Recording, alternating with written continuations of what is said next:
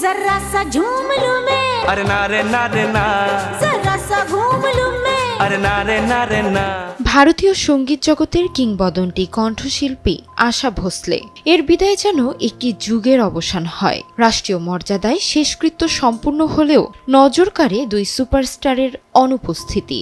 মুম্বাই থেকেও কেন শেষ বিদায়ে হাজির হলেন না সালমান খান ও শাহরুখ খান, এ প্রশ্নেই এখন সরব নেট দুনিয়া। মুম্বাইয়ের শিবাজি পার্কে পূর্ণ রাষ্ট্রীয় মর্যাদায় সম্পূর্ণ হয় আশা ভোসলের শেষকৃত্য। Maharashtra police guard of honour দিয়ে বিদায় জানায় এই কিংবদন্তিকে। উপস্থিত ছিলেন সঙ্গীত ও চলচ্চিত্র অঙ্গনের অসংখ্য তারকা। তবে সবার চোখে পড়ে বলিউডের দুই বড় নাম সালমান খান ও শাহরুখ খানের অনুপস্থিতি, কারণ ওই সময় দুজনেই মুম্বাইয়ে ছিলেন।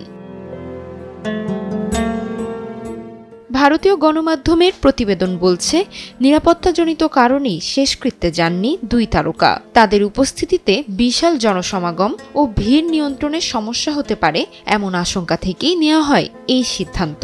যদিও এ বিষয়ে আনুষ্ঠানিক কোনো বক্তব্য দেওয়া হয়নি।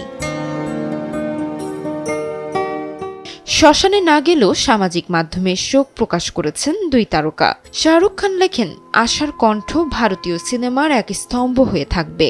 অন্যদিকে সালমান খান বলেন, ভারতীয় সঙ্গীতের জন্য এটি এক অপূরণীয় ক্ষতি। গত 12 এপ্রিল শেষ নিঃশ্বাস ত্যাগ করেন আশা ভোসলে। পরিবারের পক্ষ থেকে জানানো হয়, মাল্টি অর্গান ফেইলিওরের কারণেই মৃত্যু হয়েছে তার। তাসমিলা খান, সময় সংবাদ।